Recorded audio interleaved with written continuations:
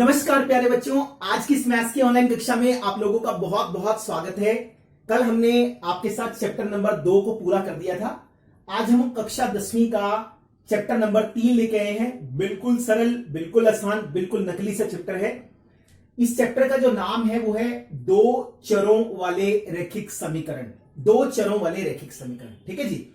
बहुत आसान सा चैप्टर है, आप समझने की कोशिश करना, आपको बहुत अच्छा लगेगा, ठीक है। तो सबसे पहले हम इसका नाम समझने की कोशिश करते हैं कि जो आपके सामने लिखा है ना, इसका नाम क्या है और इस चैप्टर में कैसी कैसी चीजें हमें देखने को मिलेंगी और उन चीजों के साथ हम क्या क्या करेंगे, ठीक है।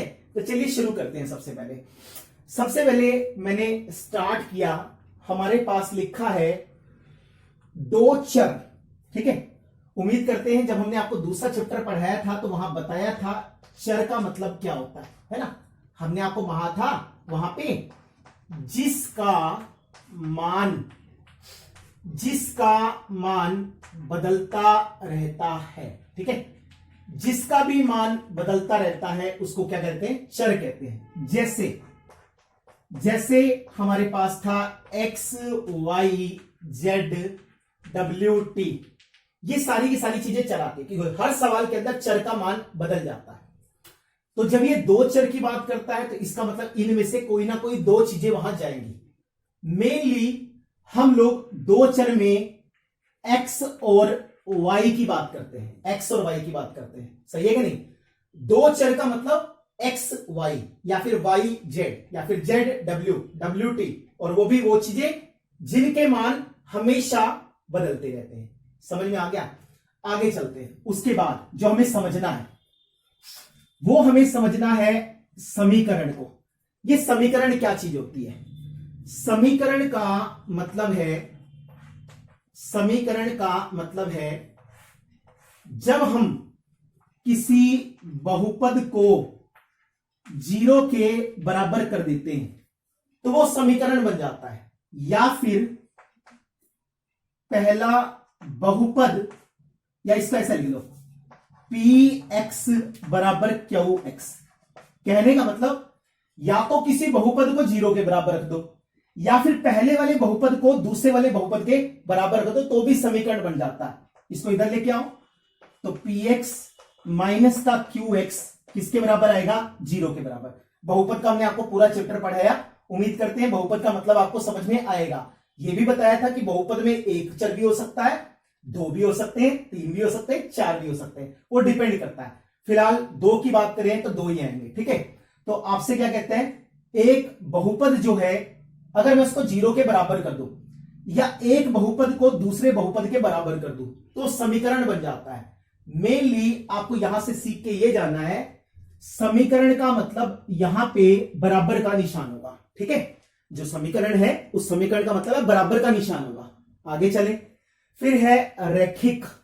आपको याद होगा हमने कहा था अगर अधिकतम घात, चर की अधिकतम घात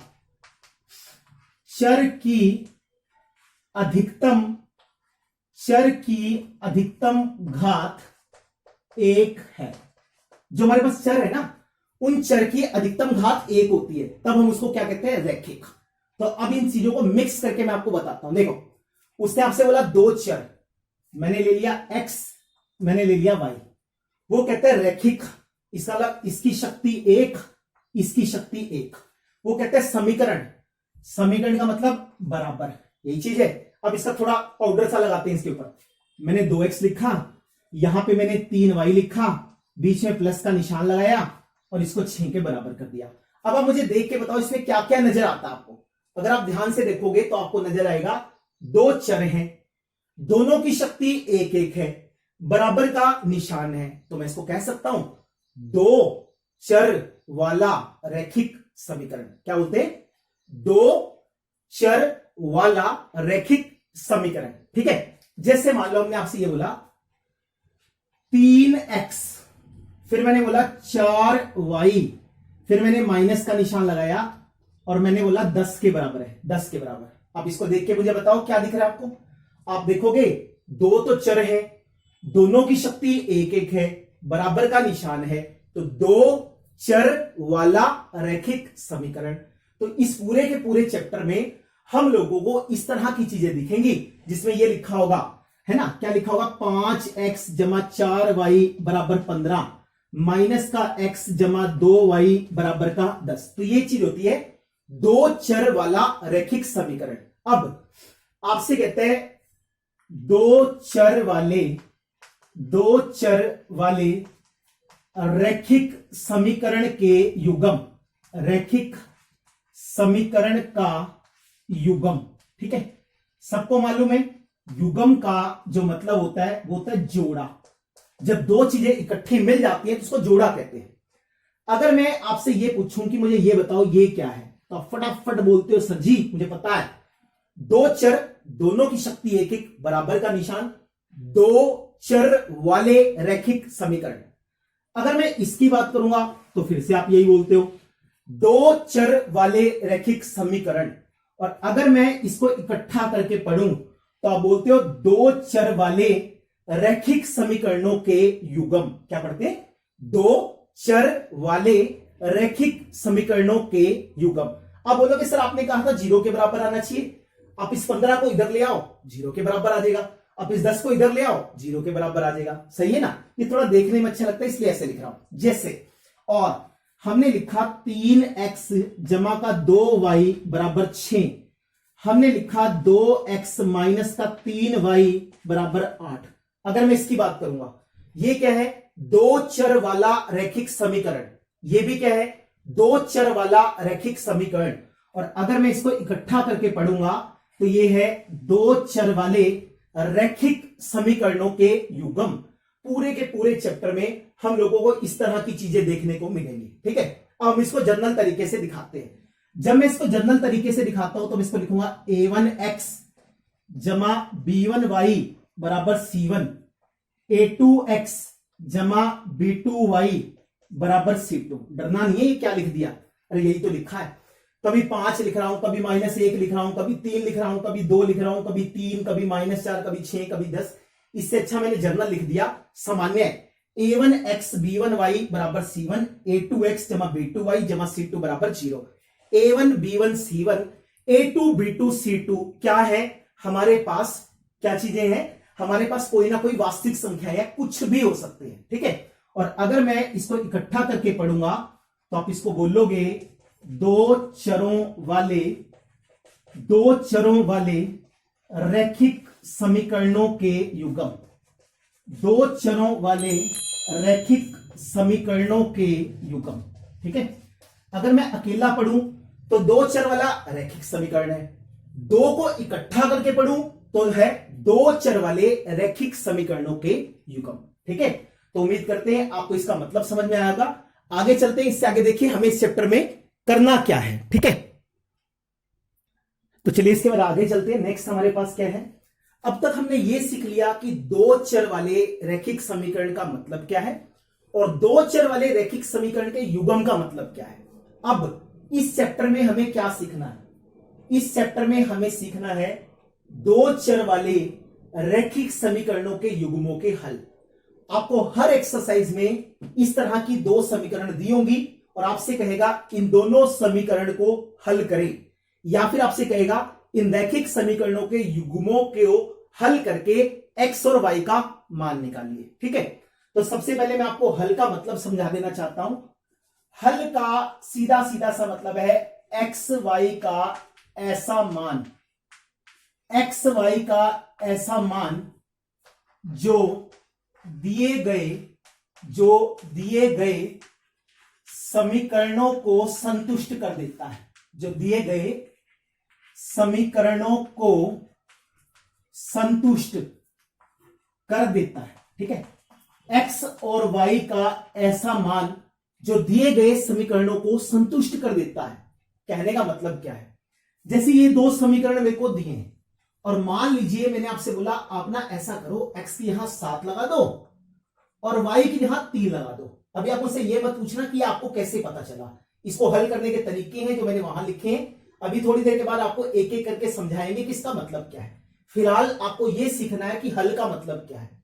x का मान 7, y का मान 3, इन दोनों में रख के देखो। मैंने इसमें रख के देखा, 7 जमा 3 बराबर 10, तो 10 बराबर 10, तो इसने इसको संतुष्ट कर दिया। पहली तो सही है, जब x के यहां 7 रखा, y के यहां 3 रखा, तो लेफ्ट हैंड साइड में भी 10 बना, राइट हैंड साइड में भी 10 बना। अब इसको रख के देखो, जब मैं इसको रख के देखूंगा तो x की जहां 7 और y की जहां 3, जब मैं इसको रखे देखूंगा तो 7 में से 3 चला गया 4, तो 4 बराबर आ गया किसके, 4 के। तो x बराबर 7 और y बराबर 3 ने इस समीकरण को भी संतुष्ट किया, इस समीकरण को भी संतुष्ट कर दिया। तो ये वाला जो चीज है, ये इस बहुपद इन दोनों के दोनों का क्या है, हल है। ठीक है, ये जो हमें रैखिक समीकरणों का युग्म दे रखा है, ये वाली चीज इसका क्या है, हल है। तो हमें पूरे चैप्टर के अंदर ये हल निकाल के दिखाने हैं, कितने हल आएंगे। ठीक है, तो अब तक तो हमने हल का मतलब समझ लिया। अब आगे समझते हैं कि हल कितनी तरह के हो सकते हैं। हल हमारे पास 3 तरह के होते हैं। जो हल हमारे पास होते हैं वो 3 तरह के होते हैं। सबसे पहला अद्वितीय हल, अद्वितीय हल। दूसरा होता है कोई हल नहीं, कोई हल नहीं। और तीसरा होता है अनेकों हल। इतने सारे हैं, कट्टा भर के ले जाओ तब भी बहुत सारे बच जाएंगे। अद्वितीय हल का मतलब है x का भी कोई एक मान आएगा, y का भी कोई एक मान आएगा। x का मान a, y का मान b, इसको बोलते हैं अद्वितीय हल। अद्वितीय हल का मतलब सिर्फ और सिर्फ एक हल। जब एक हल होता है तो हम उसको क्या बोलते हैं, अद्वितीय हल। ठीक है, जैसे ये दिख रहा है, इस समीकरण में x बराबर 7 रखा, y बराबर 3 रखा, तो इसको संतुष्ट किया। इसके अलावा आप कुछ भी रख के देख लो, इसको कभी भी संतुष्ट नहीं करेगा। जिसका सिर्फ एक ही हल आया उसको बोलते हैं अद्वितीय हल। मान लीजिए हमने क्या कहा, हमने आपसे ऐसा कह दिया कि x जमा 2y बराबर 2, और फिर मैंने ये नीचे लिख दिया x जमा 2y बराबर 3। अब आप खुद सोच के देखो, x और y का जब मैं मान लगाऊंगा, एक बार तो 2 दे रहा, एक बार 3 दे रहा, ऐसे थोड़ी हो सकता है। अब देखो, इसकी लेफ्ट हैंड साइड क्या है, x जमा 2y, इसकी लेफ्ट हैंड साइड क्या है, x जमा 2y, तो दोनों बराबर हैं। अगर दोनों बराबर हैं तो राइट हैंड साइड भी बराबर होनी चाहिए, तो 2 तो 3 के बराबर होना चाहिए, लेकिन ऐसा नहीं होता। इसलिए x y का कोई भी ऐसा मान नहीं है जो इसको संतुष्ट कर सकता है। इसलिए उस स्थिति में हम लिखते हैं इसका कोई भी हल नहीं है। ना तो x का कोई मान निकलेगा, ना ही y का कोई मान निकलेगा जो इसको संतुष्ट करेगा। समझ में आ गया मैंने क्या कहा, कोई दिक्कत वाली बात नहीं। आगे चलते हैं, अनेकों हल। जैसे मैंने एक उदाहरण लिया, x जमा y बराबर 5, x जमा y बराबर 5, फिर लिया 2x जमा 2y बराबर 10। अगर आप ध्यान से देखो, ये इसका दुगना ही तो है, 1 का दुगना 2, 1 का दुगना 2, 5 का दुगना 10। इनफैक्ट अगर मैं 2 को बाहर निकाल लूं तो x जमा y बराबर 10, तो x जमा y 10/2 कितना आएगा, 5। ये दोनों एक ही जैसे हैं, तो इसका मतलब जो y हमारे पास आएगा वो 5 माइनस x के बराबर आएगा। अब आप x में जो मर्जी लगाते रहो, आपको y मिलता जाएगा। इतने सारे हल मिल जाएंगे, कट्टा भर जाएगा, उसके बाद भी बच जाएंगे, तो हम उसको बोलते हैं अनेकों हल। तो कहने का मतलब है x और y के बहुत सारे मान, x और y के बहुत सारे मान। तो चैप्टर शुरू करने से पहले आपको पता होना चाहिए इस चैप्टर में हमें क्या करना है। इस चैप्टर में हम लोगों को x और y के मान निकालने हैं। कितने निकल सकते हैं, 3 तरह के। या तो सिर्फ एक निकलेगा, x का भी एक, y का भी एक, अद्वितीय हल।